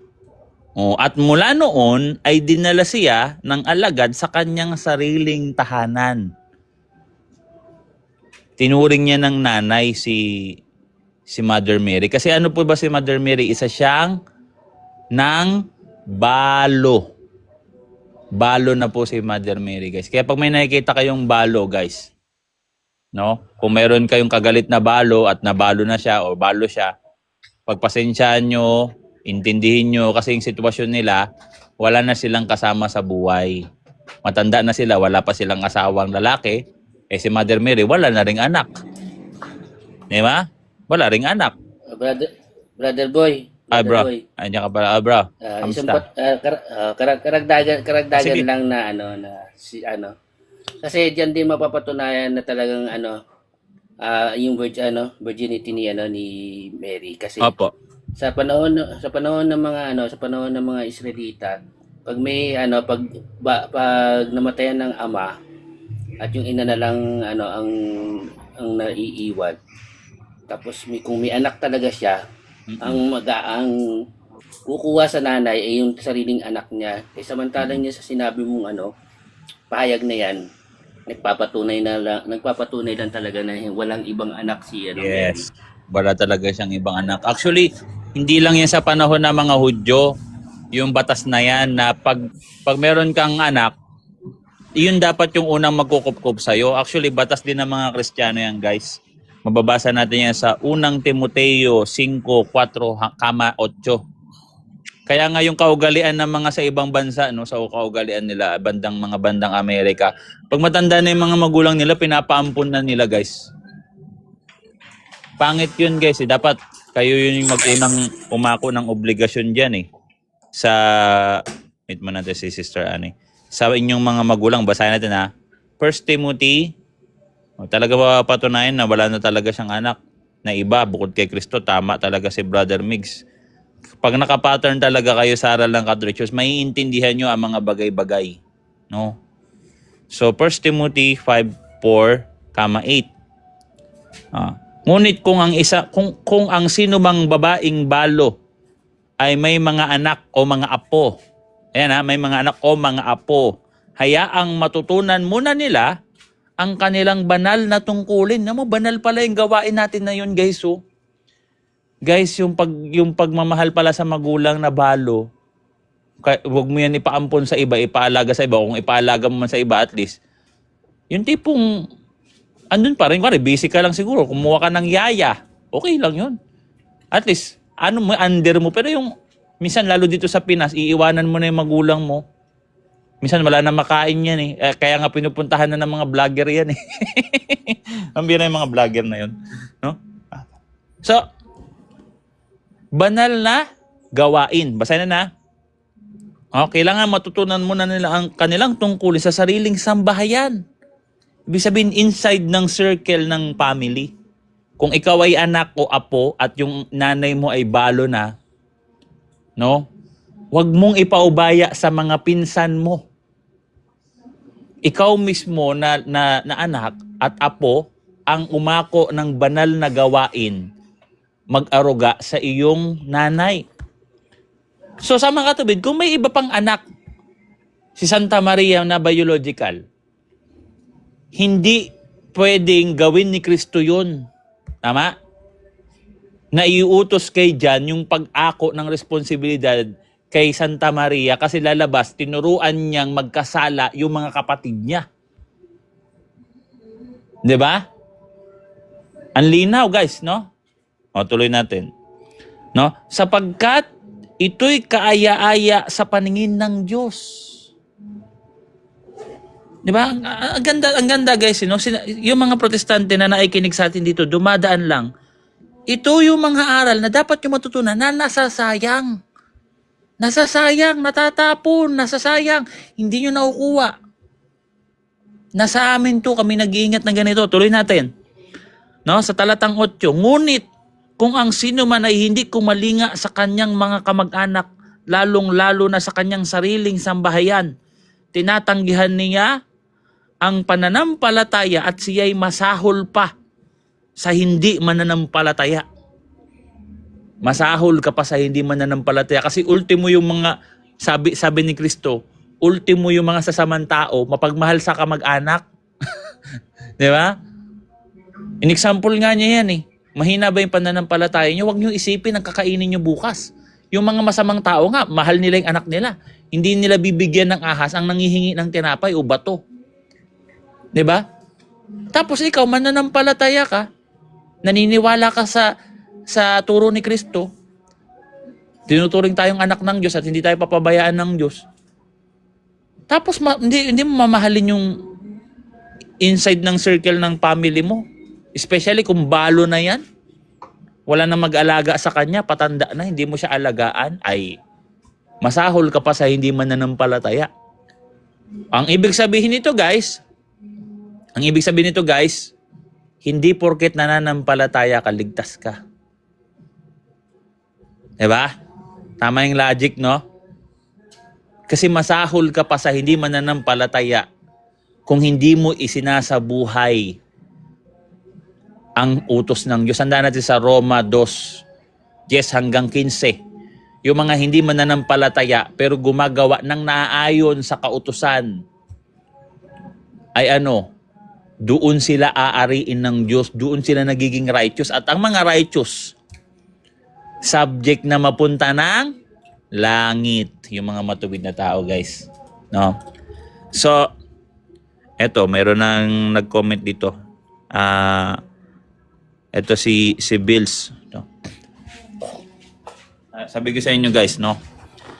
Kung hindi nyo naiintindihan ng aral ng Catholic Church, mahirapan talaga kayong intindihin ang Biblia. Kasi sabi nga ni Uncle Migs, paano nyo to intindihin? John 19:26. Na ang aral nyo, may iba pa siyang anak. Literal na may kinalaman dito sa paggawa, sa pag-aaruga. Hindi lang to basta, hi nanay, hindi lang to basta ganun ha. Pag binasa nyo, no? Sa verse 27-28, doon na nanirahan sa tahanan ni Jan, si Santa Maria. Isinasabuhay, guys, yung pag-aaruga. Pero kung may iba pang kapatid si Kristo, na nanay nila si Mother Mary, lalabas yon, yung mga yon, masahol pa sa hindi mananampalataya. At kinonsinti sila ni Kristo. Ganyan ang kakalabasan ng interpretasyon nyo. Pagka pinaturn natin yan, break down natin yan isa-isa. No? Sa Catholic Church, hindi mo talaga kailangan dito na puro yung emosyon. Kailangan mo dito samahan ng utak talaga din. Di ba? Kailangan dito may utak ka. Binigay sa'yo yung utak mo, gamitin mo yan. No? Hindi puro emosyon. Yeah? So, eto si level 0. Brother Level 0, akyat ka dito. Acceptance to Jesus Christ wholeheartedly. Ano yung sinasabi mo? Kinontra mo yung pagmamahal kay Kristo sa pagsunod sa utos. Ay hindi po yan magkalaban. Magkasama po iyan, Brad Level 0. Wala ka po sa Level 0, brother. Na nag-comment. Nasa negative ka po. Pahukay yung ano mo eh. Alam mo yung doktrina mo, Brad? Pahukay eh. Imbis na papunta ng langit, papuntang imbornal, baka papunta pa ng impyerno yan, ha? Pambira, ginawa mo, kinontra mo yung pagmamahal sa kay Kristo ng buong puso sa pagsunod sa kanyang utos. Hindi ko alam kung anong Bible binabasa nyo, guys eh. Hindi ko talaga alam. No? Ba't ganun, guys, no? Ang gara talaga, ang weird eh. Ang weird talaga niya, no? Brother, maling-mali talaga yung sinabi ni Level 0 kasi kung talagang inaccept mo si Jesus Christ, kailangan sumunod ka sa mga commandment niya. Yun yung paggawa. Kailangan mo yung sundin yung commandment niya. Kung inaccept mo lang si Jesus at wala ka nang ginawa, worthless yung gagawin mong pag-accept kay Jesus Christ. Kaya nga may command si Jesus Christ eh. Yun ang susundin mo eh. Yun ang magiging gawa. Yes. Basahin natin ha. I think nasa ano yun eh. John 14:15 to 16. Tama ba ako? Ayan o. Oh, tama ako. Buti naalala ko pa. Praise God. Minsan makakalimutin na rin ako, guys, no? Kasi sa dami ba naman ng talata dito. Sabi dito, kung ako'y inyong minamahal, ito yung kondisyon. Ito yung pagpapatunay. Kasi marami nagsasabi, mahal. Diba? Maraming ganyan eh. Mahal kita, tapos peke pala. Ay, alam nyo yung mga jowa nyo, minsan, kunyari lang yan mahal kayo, sabi I love you, nung pala, may ibang ka-text, no? May ka-chat pala, no? Wala na pa ng text ngayon pag sinauna. So, sabi ni Kristo, kung mahal ninyo ako, no, kung ako inyong minamahal, ay tuparin ninyo ang aking mga utos. Guys. No, hindi ko po alam, Level 0, kung anong verse ang binabasa mo o anong aklat yan. Hindi ko na alam. Kasi malayo ka na po sa realidad. Mihina na nga. Hindi ko alam kung nagbabasa pa ng Bible to eh. Ang gara, no? Dapat wag nyo nang gamitin yung Bible kasi madidebate talaga kayo, guys. Tandaan nyo yan. Hindi naman kayo Buddhist eh na gumagamit ng Bible para baluktutin, di ba? Talagang kayo. Gumagamit talaga kayo ng Bible, which is wala naman nakasulat dito. Pag ginagawa nyo kaming dito, ginagawa nyo loko-loko yung sarili nyo eh. No? Namin gano'n doon. By the way, assist to si Annie, first time parang ngayon ka na lang ulit umakyat dito, sister, no? Welcome sa live, no? Okay. Sasabait lang, guys, ha? May gagawin lang ako. Ano damit mo? Ito, medyas. Kung medyas ako dito, Ito. meron na. No. Dito. So, okay? No? Sige nga, challenge. Patulan na natin to kahit nasa comment. Asan yung talata, Level 0, na hindi makapagligtas sa'yo ang mabubuting gawa na iniutos ni Kristo? Kung hindi, kailangan lang tanggapin si Kristo ng buong puso. Asa nakasulat yan? Sige, basahin natin. Bigay members. 0, bigay members. Tinan mo, walang maibigay yan. Asa na? Asa na? Level 0. Magbigay ka ng verse dyan. Tatakbo yan sa Ephesians. Tatakbo yan sa Ephesians. Hindi natin sa Ephesians. Kung naintindihan nyo lang yung Ephesians. Letra po letra, kalinaw-linaw ng Ephesians eh. Wala naman sinabi dong mabuting gawa ang tinutukoy doon. Actually, evil works nga yung tinutukoy doon. Evil works yun eh. Kasi patungkol yun sa pagkakaheretic ng mga o Level 0, tuturo ko sa'yo yung Ephesians 2:8 to 9, ha? Sabi ko sa'yo, Ephesians nga talaga tumakbo siya. O, babasahin natin yung Ephesians 2:8 to 9 kung ito ba ay mabuting gawa. Ha? O, sige. Talagang ano kayo dito eh. Kumbaga, akala nyo ba talaga tama yung interpretation nyo? Yung interpretation nyo, paloko, sa totoo lang. O, basahin natin ha. Breakdown ko. Sapagkat sa biyaya kayo'y naligtas sa pamamagitan ng pananampalataya at ito'y hindi sa inyo sarili ito'y kaloob ng Diyos. Ang ibig sabihin nito, Brad, yung pananampalataya, hindi iyon na discover mo. Hindi iyon dahil sa yung sa sariling kakayahan kaya ka nagkakaroon ng pananampalataya kay Kristo. Ito'y kaloob ng Diyos. Yung kaloob ng Diyos diyan, yung grace at saka yung faith. Hindi yung grace kaloob ng Diyos.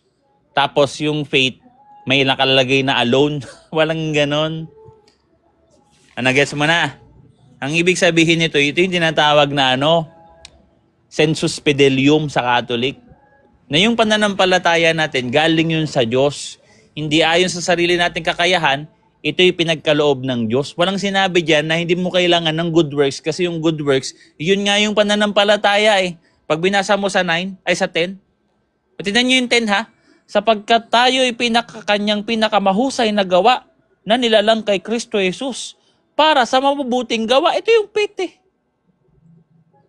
Hindi nyo binasa yung yes? Iyan yung faith to. Ngayon yung faith, hindi mo yan natutunan sa sarili mong kakayahan upang ang sino man ay huwag magbalaki.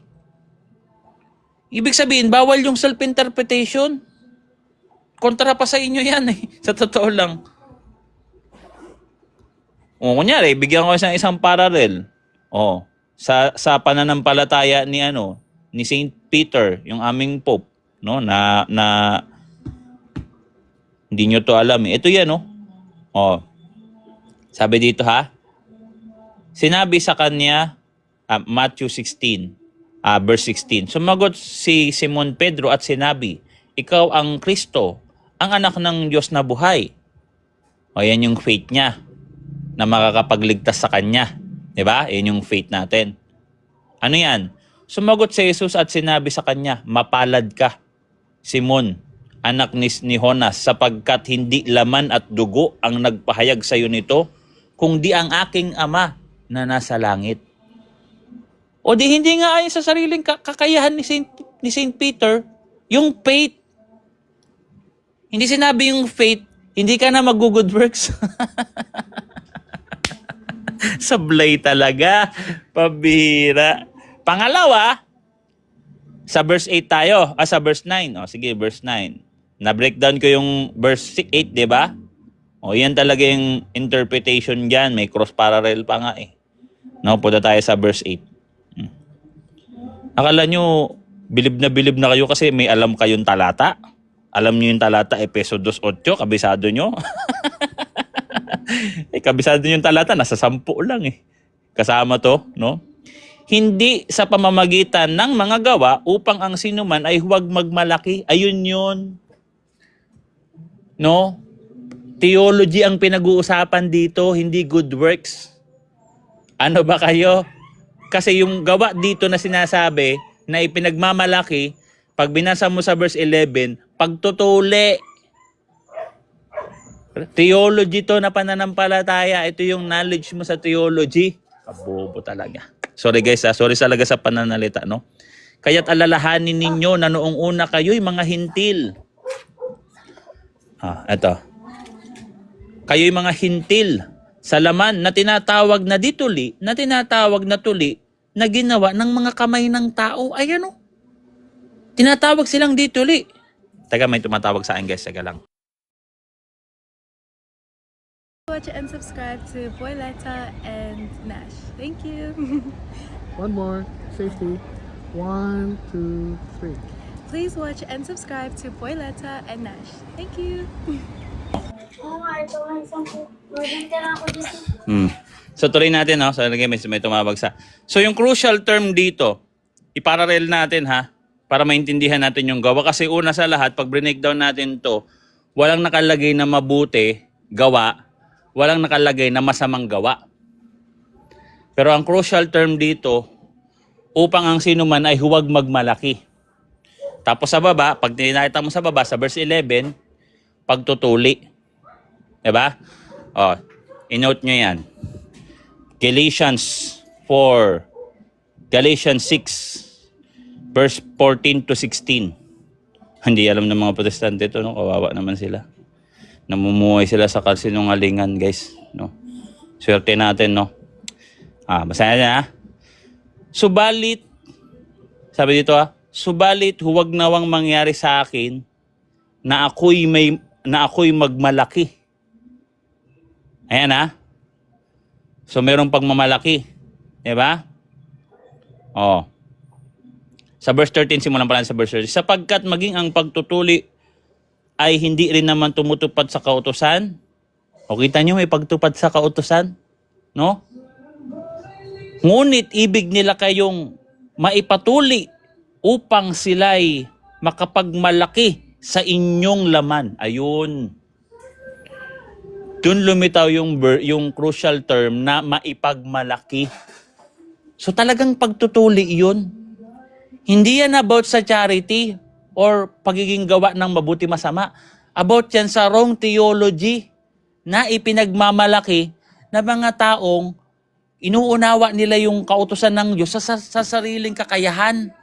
Ibig sabihin, nagkamali sila dahil meron silang self-interpretation.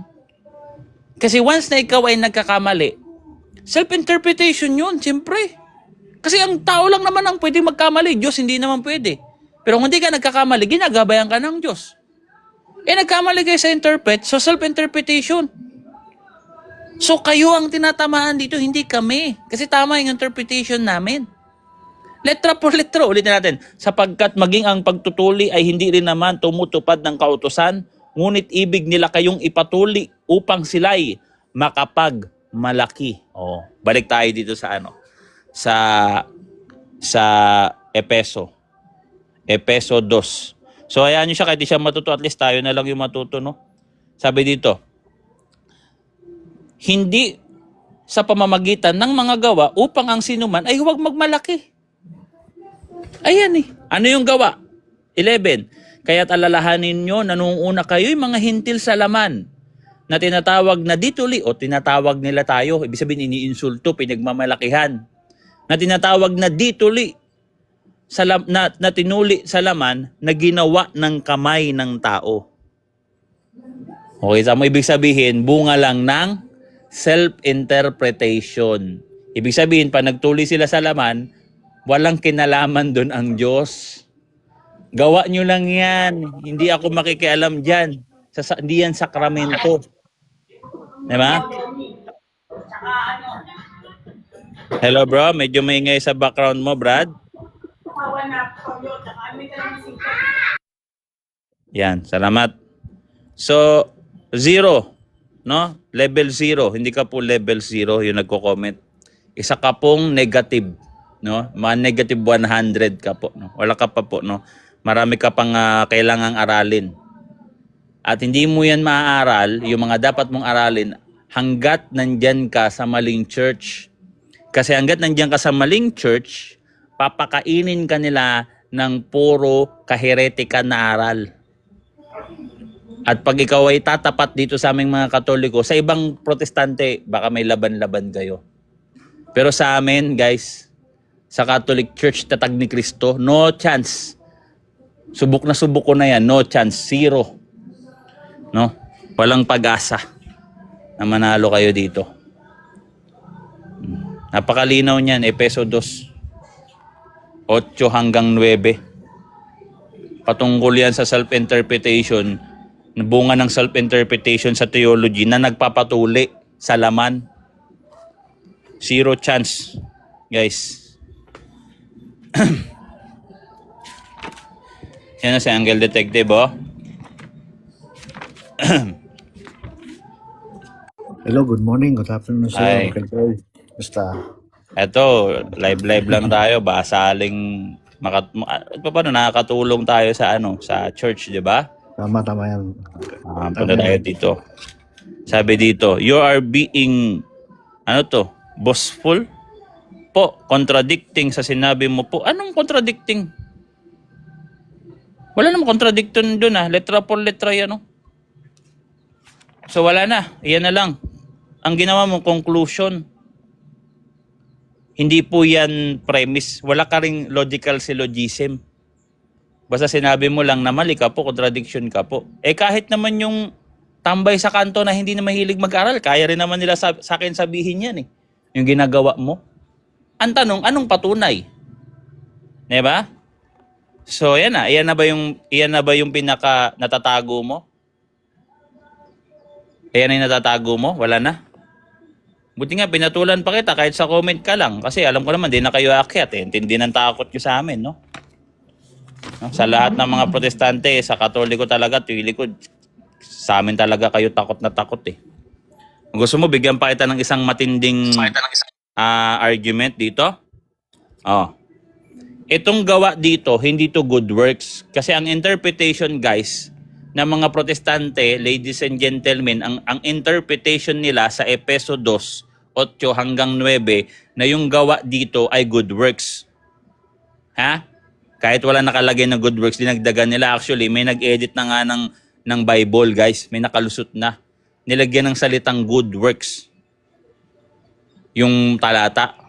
Inedit yun kasi sa ibang version ng NIV.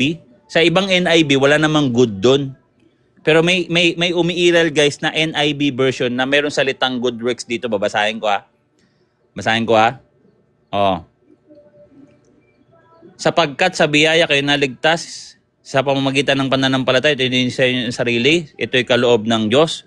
Kung hindi upang sa pamamagitan ng mabubuting gawa, may nakalagay na ganon. Pero ang nakalagay lang dito, hindi sa pamamagitan ng mga gawa. May salitang mabuti, guys, no? Yun yung, kahit anong version po, pag gumagamit tayo, wala namang problema sa version kasi wala naman talagang perfect translation. Pero meron talagang sinadya na maliin, guys. Yun yung mahirap, guys. Mananadya Idadagdag mo yung talata. Yung mga verses, yung mga phrase, tsaka mga term, pwede mo may alternate ng iba yan, no? Kunyari, yung agila, pwede mo mapalitan ng agila, imbis na agila, mapalitan mo ng buitre. Okay lang yan, kasi interchangeable naman talaga yan minsan. Pero yung dadagdagan mo mismo yung verse, mali na yan. Bulaan ka, ano ka na yan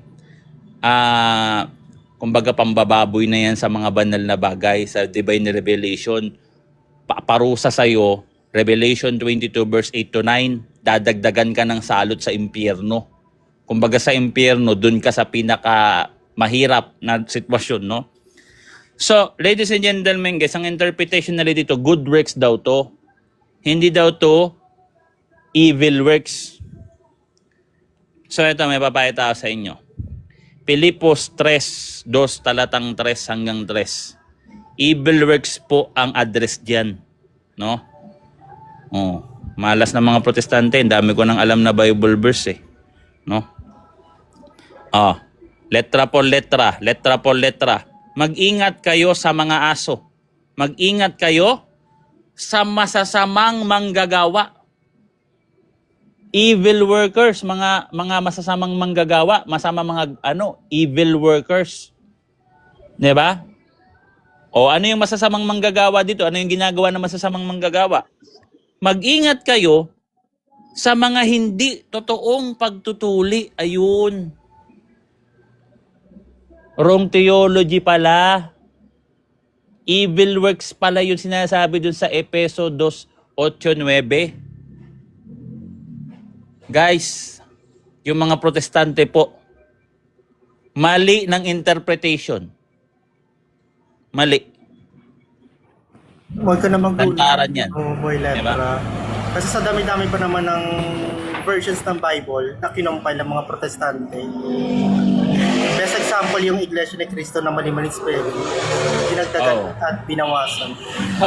Imbis na plural, naging singular, no? By the way, meron daw kasing singular na na translation. Okay lang yan, no? So, ayan po guys, no, ladies and gentlemen.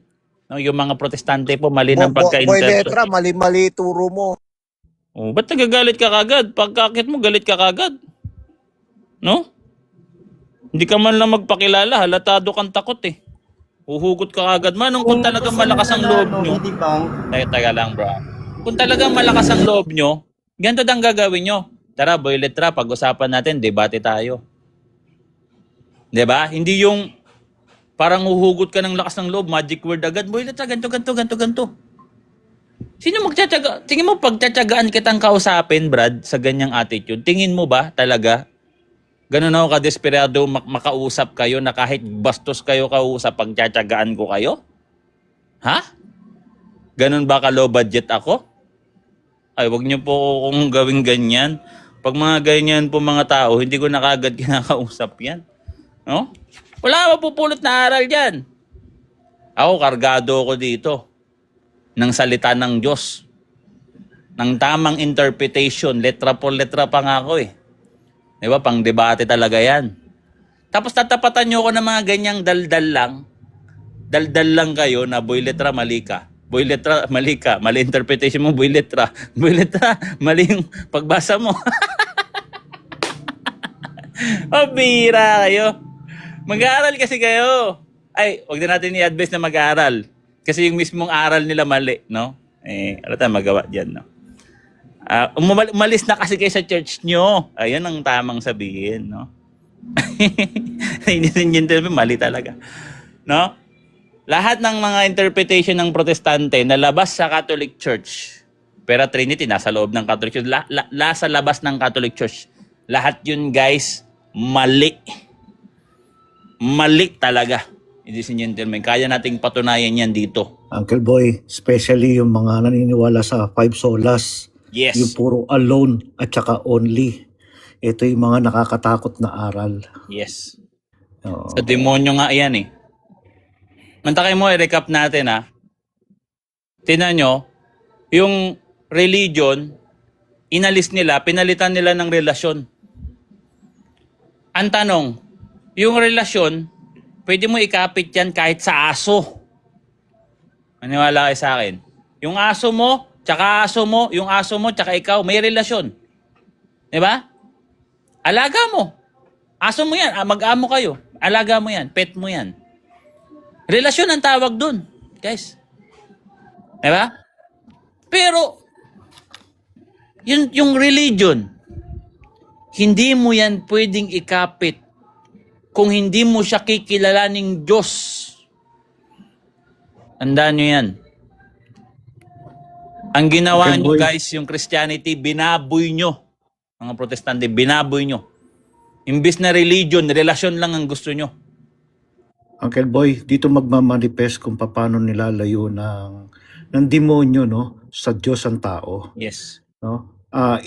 Dapat ang pagpapakilala, no, a religion, no, Yes. to connect God. Pero ang ginagawa ng mga protestante, inililiko nila, ayaw nila ipakonect sa Diyos. So ang gagawin, relasyon lang. Tama Relasyon yung sinasabi mo, Uncle Boy. Oh. Relasyon lang. Yeah? Nakakatakot yung ganyan. Yes. Seryosong usapan to. Ang relasyon, pwede mo ikapit sa aso. Di ba? Tapos gusto nyo, relasyon lang ang ikapit natin sa Diyos.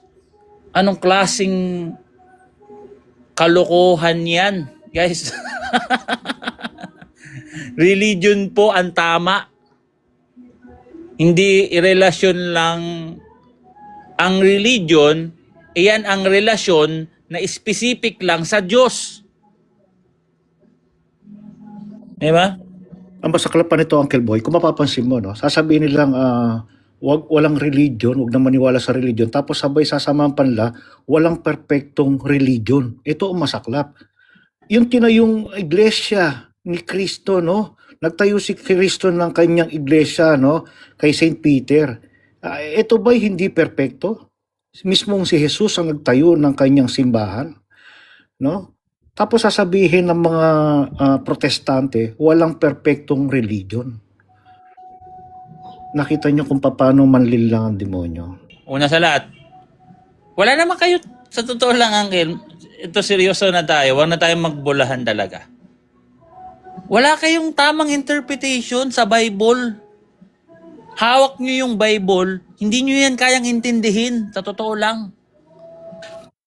Paano nyo maintindihan yan na yung aral nyo hindi fitted dun sa talata? Parang yung, alam mo yung saksakan, no? Yung isinasaksak nyo, 3 yung butas, yung saksakan nyo, 4 yung butas o 2. Hindi siya fit. Kahit anong gawin yung pagbabasa ng Bible, hindi nyo yan naiintindihan. Niloloko nyo lang sarili nyo. In short, walang kabuluhan. Walang kabuluhan. Guys, ladies and gentlemen, kawawa ang mga tao na to. Kawawa. Nakakaawa sila. Kung di natin sila tutulungan, ano na lang, ganyan na lang sila habang buhay.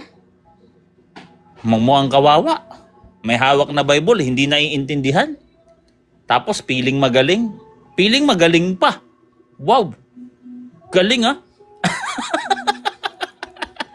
Tayo pa mali. Yung mga simple logic nga mali, sablay eh.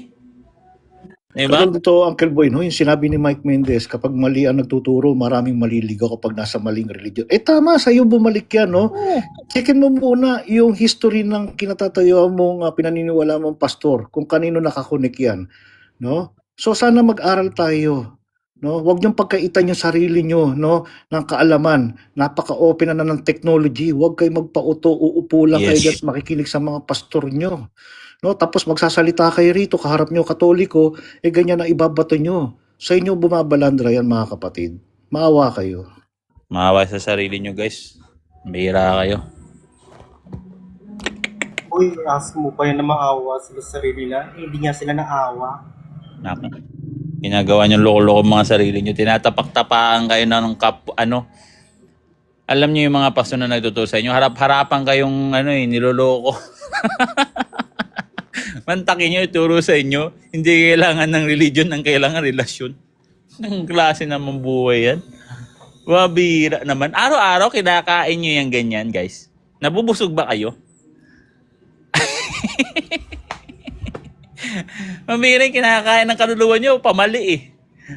Pa-comedy guys, pa-comedy. No? Hindi nyo talaga naisip yan. Yung religion, isang uri din ng relasyon, pero specific lang na binibigay sa Diyos.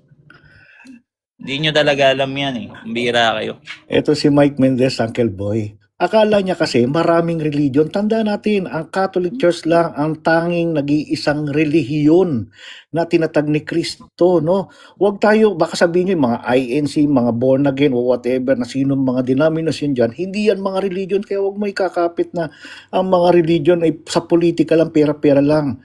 No, pwede sa kanila kumapit yan, pero tandaan mo, no, ang Iglesia Katolika, i-trace back mo, no, mula yan kay Kristo, no? Kaya again, dumudura ka ng pataas, Paitas. sa'yo rin ang babagsak, no? Oo.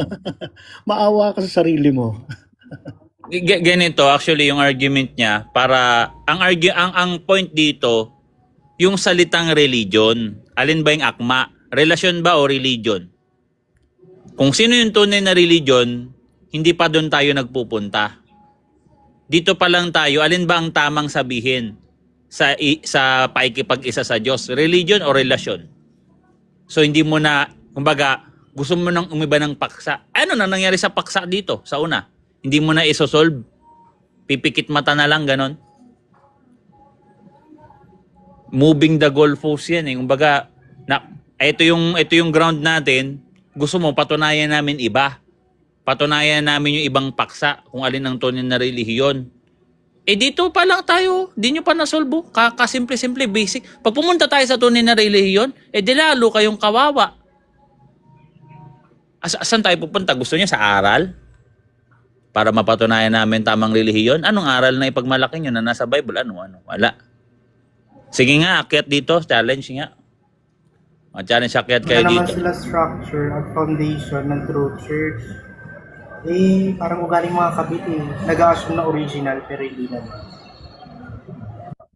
So, yan sinasabi ko sa'yo, Brother Mike Mendez. Dapat kasi umakyat ka dito, bro eh. Yan tuloy, nagkagulo-gulo. Nagkagulo-gulo ka na tuloy dyan sa comment. Well, hindi namin alam kung sino ka, Mike Mendez. No, bahala ka na lang dyan. Ang gagawin ko muna, Brad, para mapilitan ka umakyat, para maabot ka namin, mute muna kita, no? O yan guys. Brother Mike Mendez, akyat ka dito. No, akyat ka dito. Nakamute ka, hindi ka makapag-comment dyan. Ayaw mo umakyat, bahala ka. No? Wala naman sa akin mawawala. Bira ayo. Kasi paano tayo mag-start mangaral sa mas malalalim na paksa? Actually, marami tayong malalim na paksa pag dapat pag-usapan, Trinity, di ba? Ayan, dyan si Kuya Noel, oh. Magaling sa ano yan, Christology. Pwede ko nga mag-ano yan dito. Di ba, Uncle? Kaso, Uncle Noel, ang nakakalungkot lang dito, paano tayo mangangaral ng mas dakilang, mas malalalim at mas mahihirap na paksa kung sa salitang religion lang, hindi pa naintindihan. Kailangan pa natin i-explain. Di ba? Oo. Hindi na makausad eh. Kasi ano yan, pampabatikos lang nila yan eh. Kaya inaayawan nila yung mga term na religion kasi ma-associate sa Catholic yan. Kaya, oo. Kaya yun ang inaano nila. Binabatikos nila. Pag binatikos nila yung religion, binabatikos nila ang Catholic Church. Aba. Ay parang papuri sa atin yan pala pag sinabing religion. Hindi pala sila religion. Yun lang. Ay ano tawag sa grupo na yan? Hindi ko maintindihan na. Ano na yan? Kung hindi kayo religion o ano na, hindi ko na kayo alam kung ano pa kayo. Business na yan, Uncle. Business na guys. Hindi pala religion eh. Ibig sabihin sa mga protestante, hindi pala kayo religion? Ha? Ay, lokohan na yan. No? Mayra kayo. Hindi pala grupo nyo na pagiging makadiyos yung grupo nyo. Ano yan? Pagiging makatao. Ay, nako po. Pabira. Ay, ewan ko. na lang siguro. So, gathering kasi, pag sinabi kasing gathering, ano yan eh? Pagsasama-sama, gather. Kaya nga gather eh. Ano yung pagsasama-sama nyo? May kinalaman ba yan sa Diyos? O pag may kinalaman yan sa Diyos, ang tawag talaga dyan, religion. Yan talaga tama. Yan talaga tawag dyan. Kasi sa Bible, ang interchange ng salitang religion, yung salitang pagiging makadiyos. O taong espiritual, paniniwala sa Diyos, no? Paniniwala sa pananampalataya sa spiritual. Iyan ang ano niyan, nagsi-share ng ng meaning. 'Di ba? Ibig sabihin, yung religion sa Diyos talaga 'yan. 'Di ba? Kung wala kang religion, wala kang relasyon sa Diyos. O kung wala kang religion, tas may relasyon ka sa Diyos, hindi mo ginodiyos yung Diyos mo. Kaibigan lang. Kaibigan lang kasi hindi pala siya religion. Anong klaseng relasyon? Ano yan? Relasyon ng mag-ama? Family ano ba yan? Magkapatid? So, wala na guys, no? So, eto si Dave Erickson, bagong dating, oh. So guys, pati sa mga iba pang naikinig dito sa live namin, na alam ko may mga naikinig dito na mga hindi Katoliko, na tahimik lang na nagmamasid. Para sa iyo to, no? Lahat ng akusasyon nyo, madali lang yan naming sagutin. Mahirap lang kayo maabot para sagutin namin. So sana magpaabot kayo sa amin kasi sasagutin namin lahat ng tanong at mag-isip-isip na kayo kasi sinasabi namin sa inyo na ito ang tunay na iglesia na tinatag ni Kristo. Ang Catholic Church yan. Kaya yung akusasyon nyo, basic lang yan. Ala yan. Pagpag lang yan ng alikabok. Mga akusasyon yung walang kwenta. Wala talagang kwenta eh. Hindi na pa daw nakakababa si Kristo sa krus. Pabira talaga. Gara talaga, no? So, yan. Guys, pahinga muna tayo kasi magtanghalian muna tayo. Si Uncle Noel, salamat si Uncle Kara, Brad, no? Brother Kira at si Sister Ann. Oy, si Sister Ann. Kamusta po? Buti naakyat kayo sa live, no? Sige. God bless. God bless. Sige. Manalangin. Ingat. Sige guys. God bless sa ating lahat guys, no? Pati yung mga Protestant, sana'y ma-lead sila sa katotohanan.